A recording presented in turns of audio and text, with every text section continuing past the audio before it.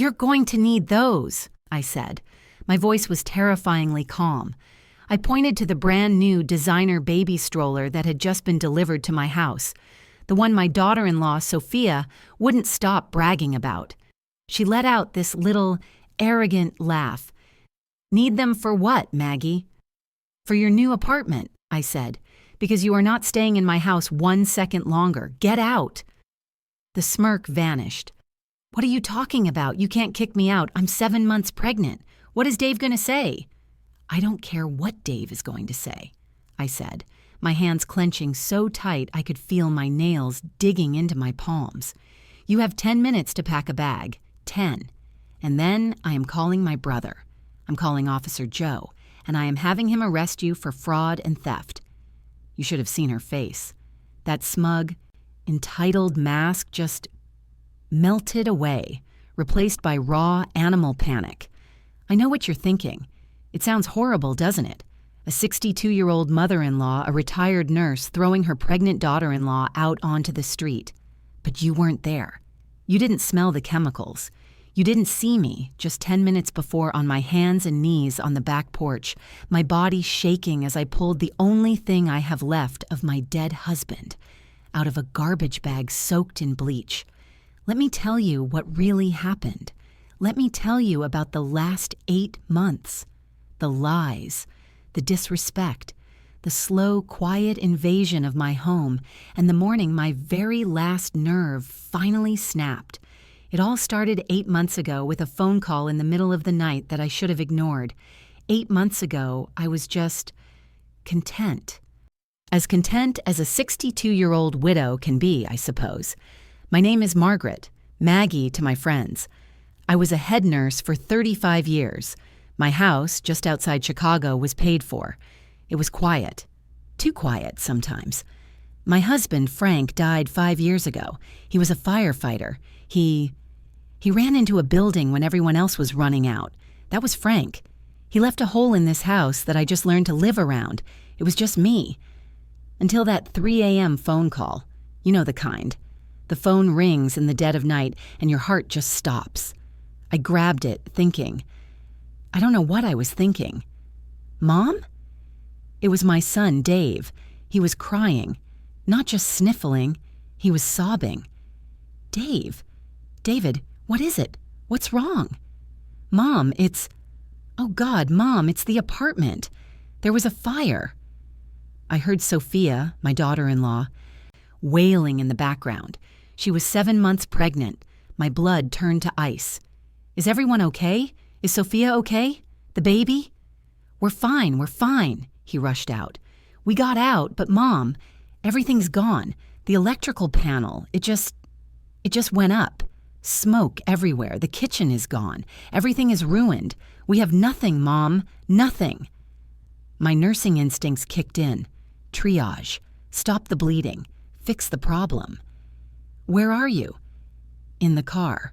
We're just parked outside. The insurance guy won't even call us back." "You get in that car right now and you drive here," I said. "You drive to me. This is your home. You understand me, David? Just get here." They showed up an hour later, just as the sun was starting to streak the sky. They had 2 suitcases and the clothes on their backs. Sophia looked so fragile, clutching her stomach. My heart just broke for them. I pulled them both into a hug right there on the driveway. "It's okay," I whispered. "It's just stuff. We can replace stuff. You're safe. That's all that matters. You're home." Dave looked at me, his eyes red and raw. "Thank you, Mom, I promise. Just 2 or 3 weeks. Just until the insurance check comes through. We won't be a bother." "A bother?" I almost laughed. "David, this house has been empty for 5 years. I'm just happy to have family in it again." How stupid I was. For the first month, it was nice. It really was. I cooked for them. I loved watching Sophia's belly grow. I helped Dave fill out the insurance paperwork, which seemed incredibly complicated. I gave them the big guest room, the one with the private bathroom.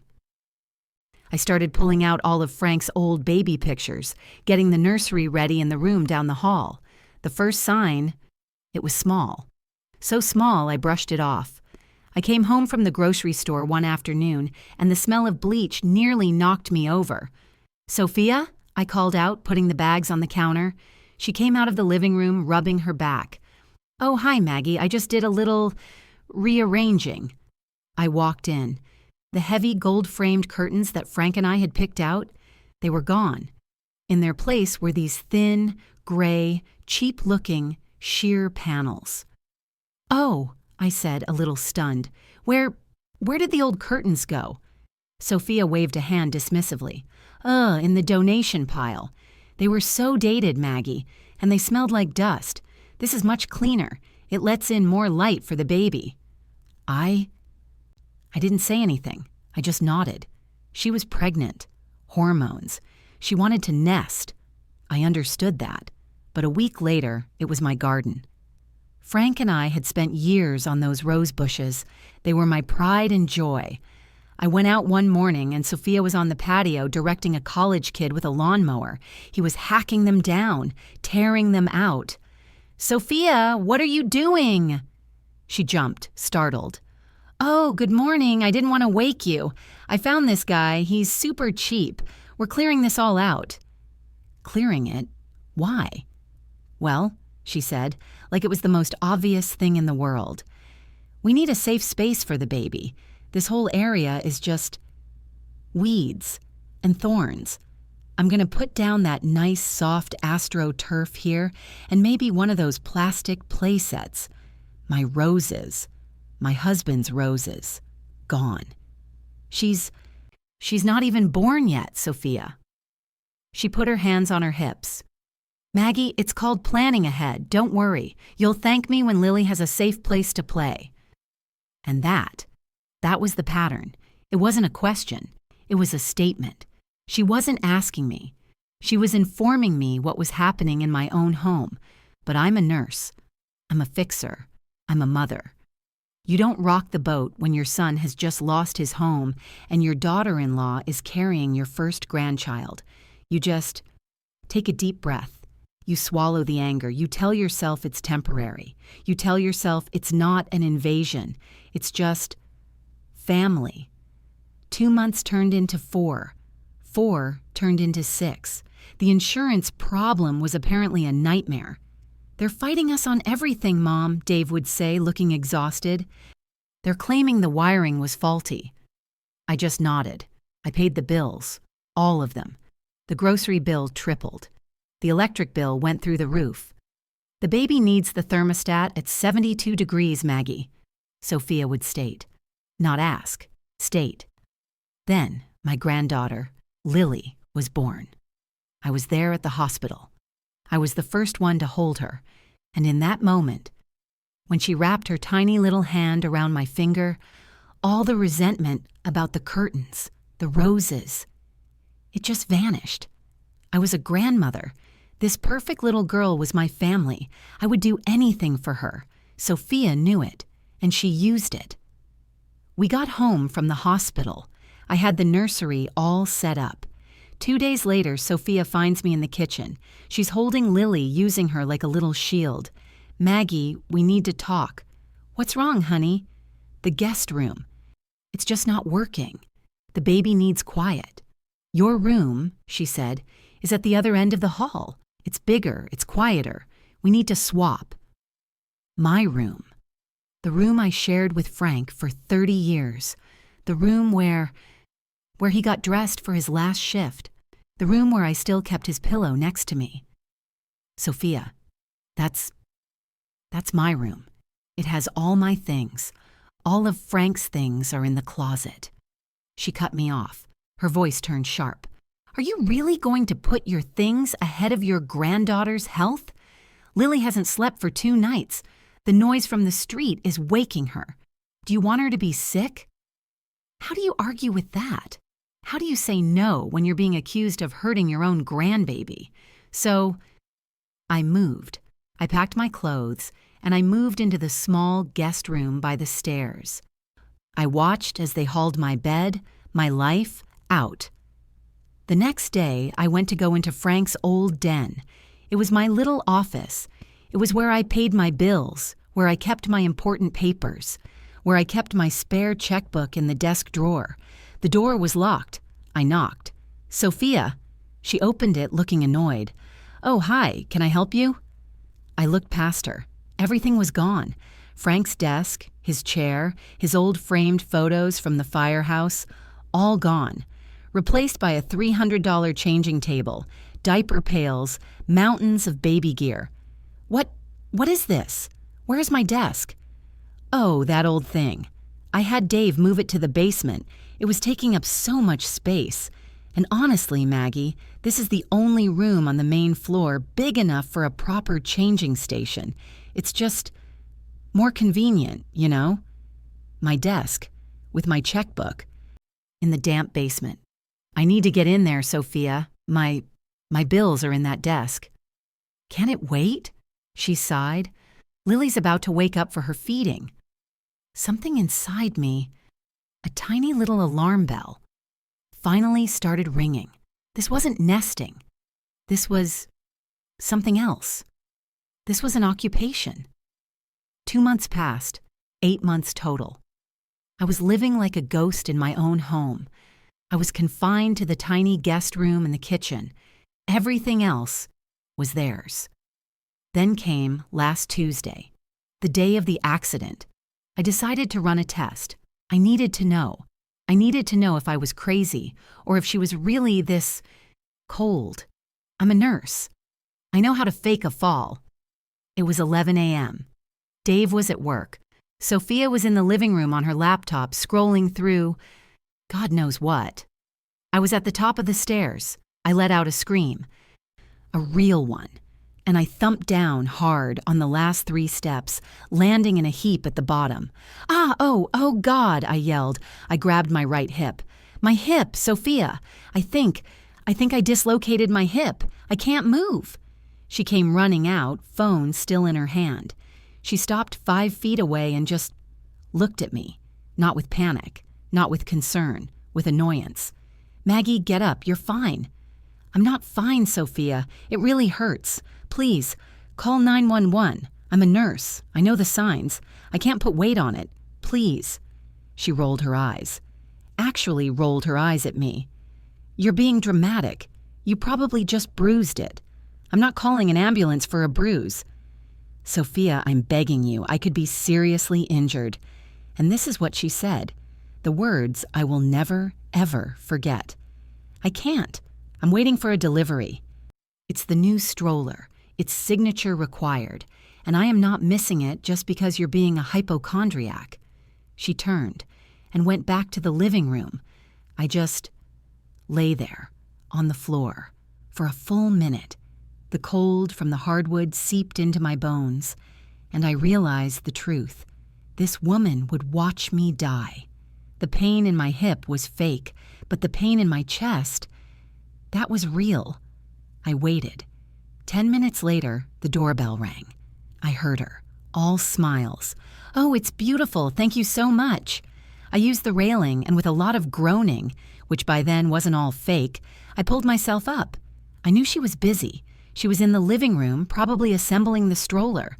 I limped into the den, the changing station, my old office. I'm just getting the phone.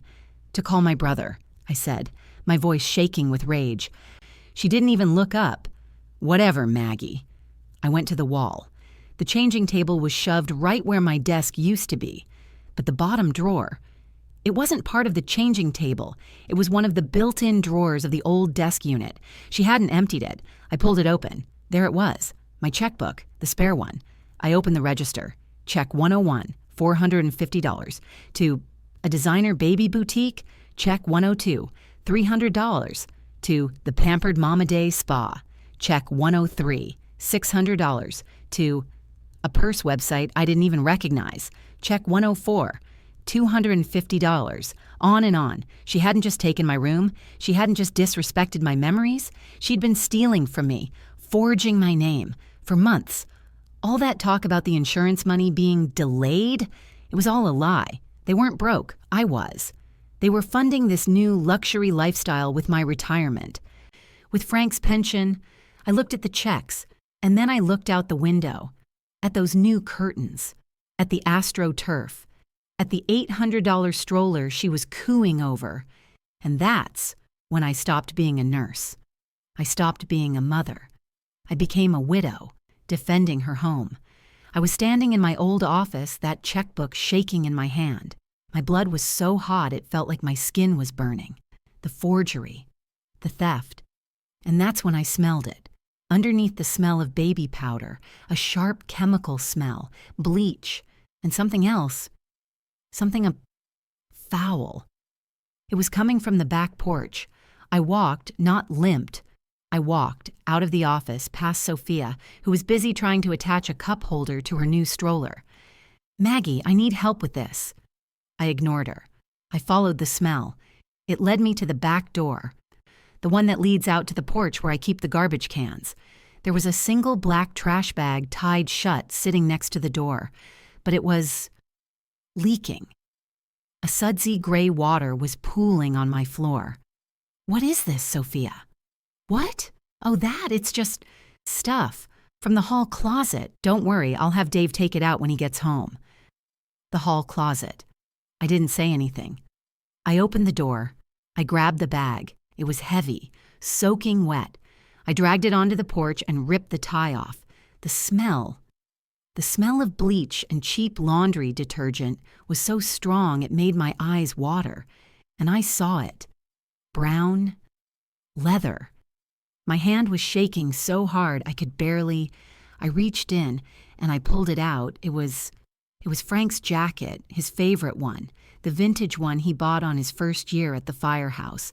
The one he was wearing the first time he asked me out. It was destroyed. The leather was stiff and brittle from the chemicals.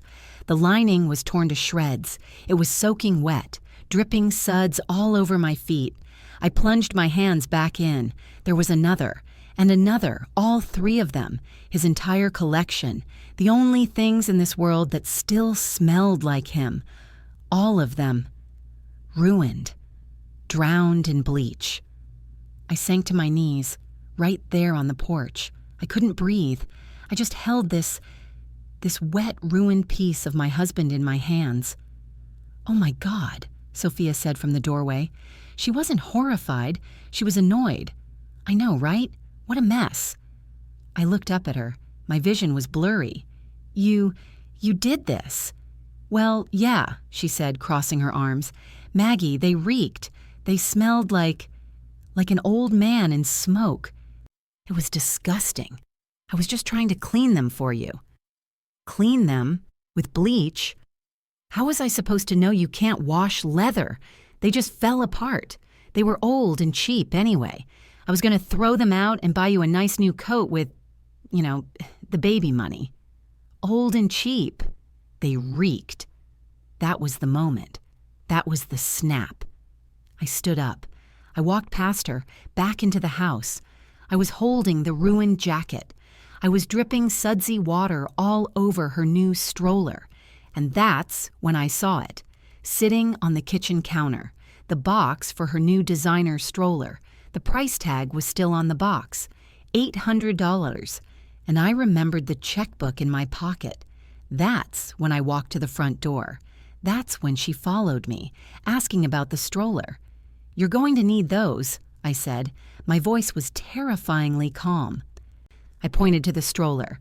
"You're going to need them for your new apartment because you are not staying in my house 1 second longer. Get out."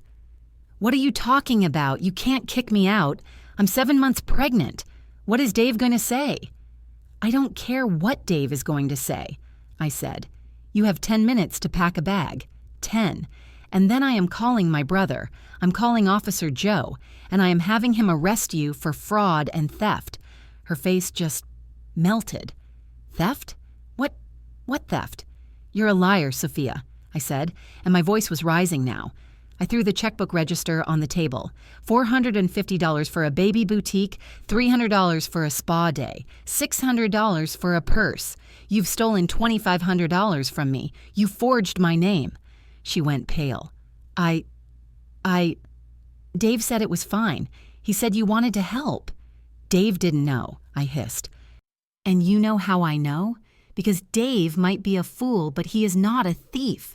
You did this. You took my room. You took my desk. You took my money. And then you took him. I threw the wet, ruined jacket at her feet. It slapped against the floor. You took my husband. You took the last thing I had of him, and you put him in the garbage. She started to cry. I didn't know. They were just old coats. Get out, get your things, now. You can't do this, she shrieked. We have nowhere to go. The apartment, the fire, we lost everything. Stop. I held up a hand. Stop lying. She froze. There was no fire, Sophia. Was there? The blood drained from her face. I called your old landlord, Sophia, 2 months ago, after you moved my desk. I just had a feeling. I spoke to a very nice man named Mr. Petrov. He told me all about it. There was no electrical fire. You set a grease fire on the stove, a small one. And you know why? Because the power to the rest of the apartment had been cut off for non-payment. She just stared at me. You weren't burned out, Sophia. You were evicted. You were evicted for not paying your rent for 4 months. You lied to me. You lied to Dave. You came in here. You cried your crocodile tears, and you robbed me.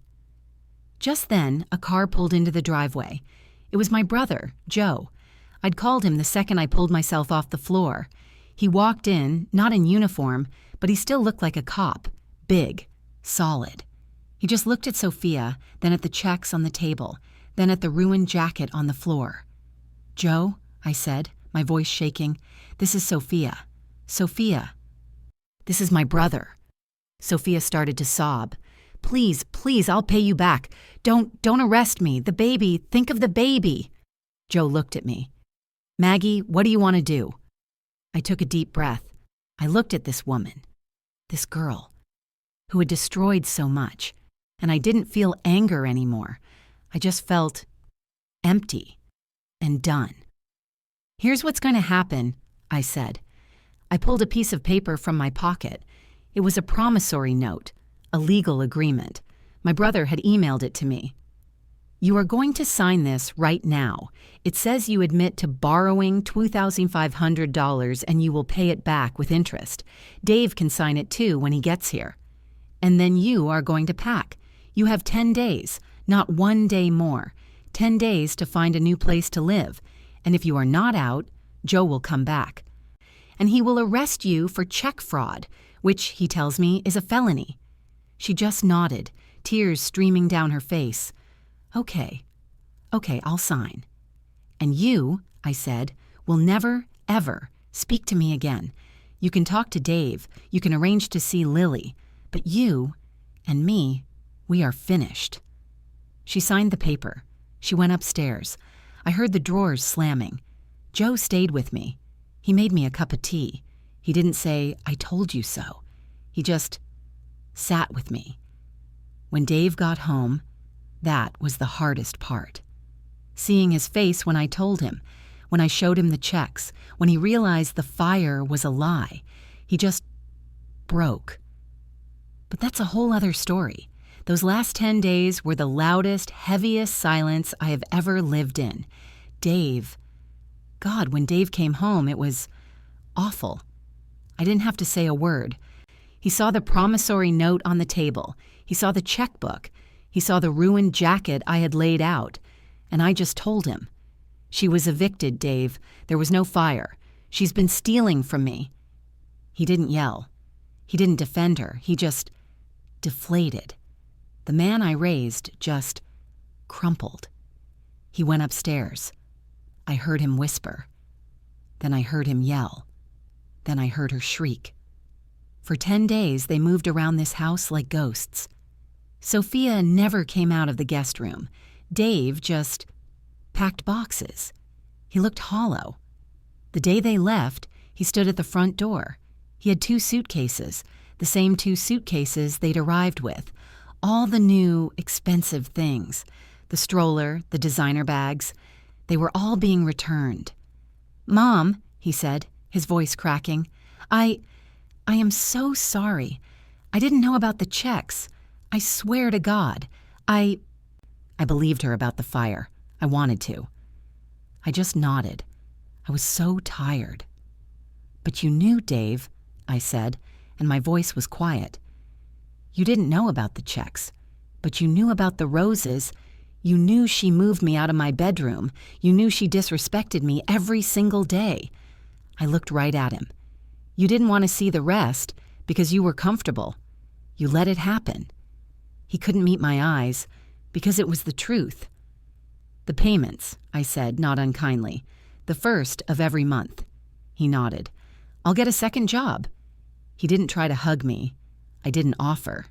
And then they were gone. I closed the door. I locked it. And for the first time in 8 months, I could breathe. The silence that filled my house, it wasn't lonely. It was clean. I went to the back porch. That trash bag, it was still there. I sat on the steps and I pulled them out. One by one, 2 of them. The bleach had just eaten them. They were destroyed, stiff, rotted. I held them and I wept. I wept for Frank. I wept for me. But the third one, the oldest one, his rookie year jacket. The chemicals it was still there. It was stained. It was brittle. It smelled like bleach and Frank, a tiny bit. I didn't try to clean it. You can't clean a memory. I took it to a specialist, a woman who frames museum pieces, and I had it mounted in a deep cedar shadow box. I put his firefighter's badge in there with it, and a picture of him, 25 years old, grinning on his first engine. I hung it in my office. I moved my desk back. I put his firehouse commendations back on the wall, and now that jacket. It's the first thing I see when I walk in. It's not a code anymore. It's a statement. It's a boundary. The payment started coming. $210 every month. On the dot. Dave got a second job coaching. About a year passed, a quiet year, a healing year. Then Dave called. "Mom, I have the last of it. The final payment." He'd sold his old motorcycle, the one he and Frank had rebuilt together. I'm square. He came over. He handed me the envelope. He looked thinner, tired, but he looked like my son again. "Thank you, David." He stood there, shifting his weight. "Mom, Sophia. She's in therapy, a lot of therapy. Her mother was the one who told her to take the checks, told her you were an old woman and you owed us." "That's good, Dave," I said. "I'm glad she's getting help." He took a deep breath. "Lily's walking."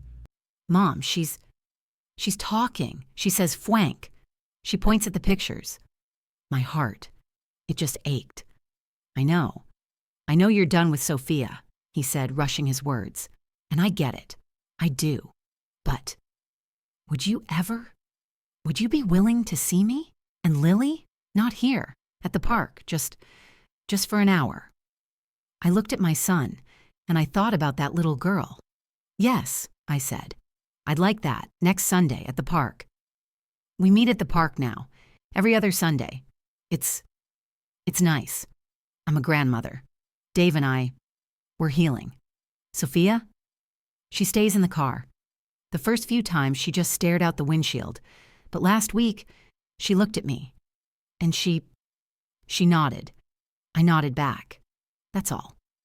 Maybe one day that'll change. Maybe not. I learned something in all this. When Sophia looked at Frank's jackets, she didn't just see old leather. She saw me. She saw something old, something dated, something that smelled like the past, something that was in the way, and her first instinct was to douse it in bleach, to throw it in the garbage. And for 8 months, I let her. I let her treat me like I was something to be thrown away. I want to tell you something. The person listening to this, you are not in the way. Your home is not a public hotel. Your memories are not clutter. Your boundaries are not selfish. Sometimes you have to be the one to run into the fire to save the most important thing. And sometimes that thing is yourself. My house is quiet again. I sit in my office. I look at Frank's jacket, safe behind the glass, and I drink my coffee. And I am finally home. Thank you. Thank you for listening to me. For just letting me tell my story. It took me 62 years to finally find my own voice, and sharing this, it feels like the final step in getting my house back, in getting me back. If you, or maybe someone you love, has ever felt invisible in your own home, or felt like your memories were being treated like, well, like trash, I just hope you know that you are not alone, and you are not in the way. We share stories like this here all the time, real stories about finding your boundaries and finding your strength when you thought it was all gone. If that sounds like something you connect with, maybe consider subscribing to the channel. It would mean a lot to know we're all in this together. Thank you for being here with me today. You be good to yourselves.